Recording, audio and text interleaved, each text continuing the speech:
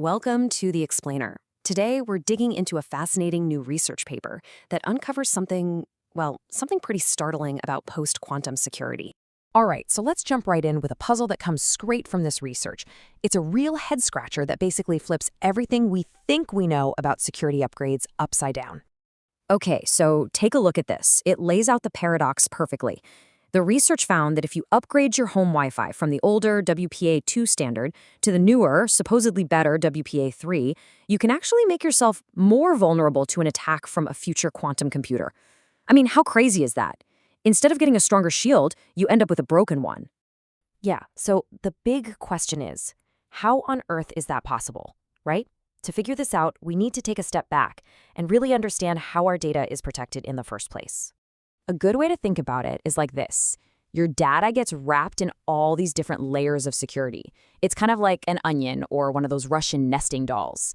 Each layer is supposed to add another lock. So, when you send a message, it doesn't just fly through the internet as plain text. Nope. It gets encrypted over and over again. First by your app, like iMessage. Then it gets wrapped up for its journey across the internet with something called TLS. And then finally, it gets another layer of encryption from your Wi-Fi router. And all this layering is super important because of a threat that security folks are really worried about. It's called harvest now, decrypt later. The idea is that an attacker can just scoop up all our encrypted data today, hoard it for maybe 10, 20 years, and then once they have a powerful quantum computer, they can just crack it all open. This is the whole reason we're in this race for post-quantum security, and it forces us to look at every single one of these layers, because as this paper shows, they are definitely not all created equal.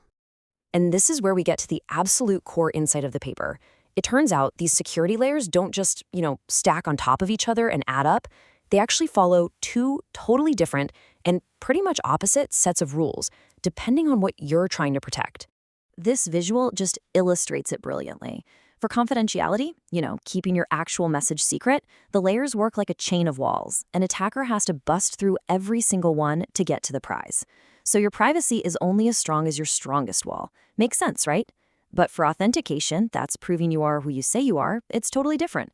It acts like a series of checkpoints. An attacker only needs to find a way to fake the credentials for one of them to get through. So your identity security, it's only as strong as your weakest link. So to put it in the more technical language from the paper itself, confidentiality gets the max of all your layers. It takes the strongest one. But authentication gets the min. It's only as good as the weakest one. And believe it or not, this one single difference, it explains basically everything else we're going to talk about. Okay, so let's see how this whole strongest versus weakest link thing actually plays out in the real world. The paper gives us a couple of great scenarios to look at. All right, first up, let's go back to that iMessage example. So you're sending a message from your iPhone, and you're connected to a modern WPA3 Wi-Fi network. This whole process actually uses 3 different layers of encryption. Now, what's interesting here is that the outer 2 layers, the Wi-Fi and the standard web encryption, TLS, they're both vulnerable to a quantum computer. But that innermost layer, Apple's brand new PQ3 protocol, that one is specifically designed to be quantum safe. So what happens? Let's say a quantum attacker comes along. They can smash through that first wall, WPA3, no problem. Then they smash through the second wall, TLS.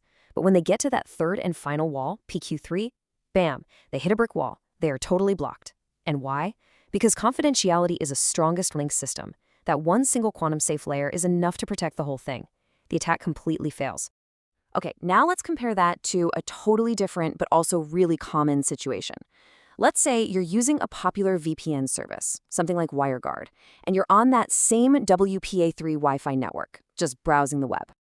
So, just like before, a quantum adversary starts by recording all your traffic.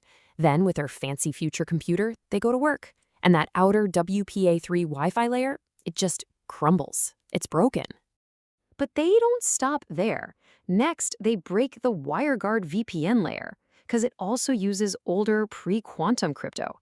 And just like that, they can see exactly which websites you're visiting. The whole point of the VPN, gone. And they still don't stop. They go one level deeper, and they break that final TLS encryption layer, the one protecting the actual connection to the website.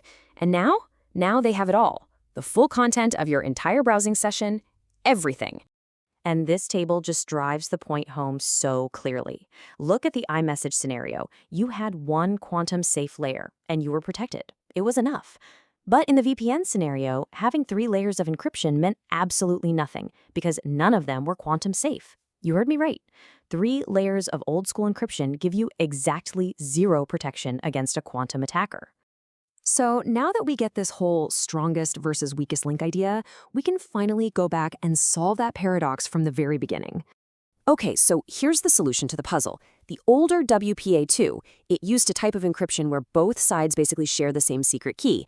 Now, a quantum computer can speed up the search for that key, for sure, but it doesn't just instantly break it. It just weakens it.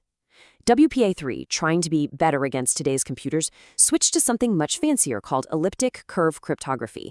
It uses these really clever math tricks that a normal computer just can't crack. But, and this is the huge but, a quantum computer running something called Shor's algorithm can solve that math like it's nothing. It completely shatters the security. So in trying to fix a problem for today's computers, they accidentally created a total disaster for tomorrow's quantum computers. So what does all of this actually mean? What are the big takeaways for trying to keep ourselves secure in a post-quantum world? Well, the paper makes it crystal clear. Moving to post-quantum security isn't just about swapping out one thing for another. It is a fundamental shift in how we have to think about our digital defenses. For our privacy, right, the actual content of our messages, one quantum-safe layer is enough. It's that unbreakable wall. But for authentication, for proving you are who you say you are, every single layer, every single checkpoint has to be quantum proof. An attacker just needs to find one weak link to get in. This means just piling on more layers of old encryption is completely pointless. And as the whole WPA3 mess shows us, a well-intentioned upgrade can sometimes backfire in the worst way possible. This isn't a checklist, it's a huge system-wide challenge, and we have to understand how all the different pieces fit together. And that really forces us to ask a crucial question about our own digital lives. All that data, wrapped up in all those layers, are we actually protected by a strong wall? Or are we vulnerable because of just one single weak checkpoint? Something to think about. Thanks for watching.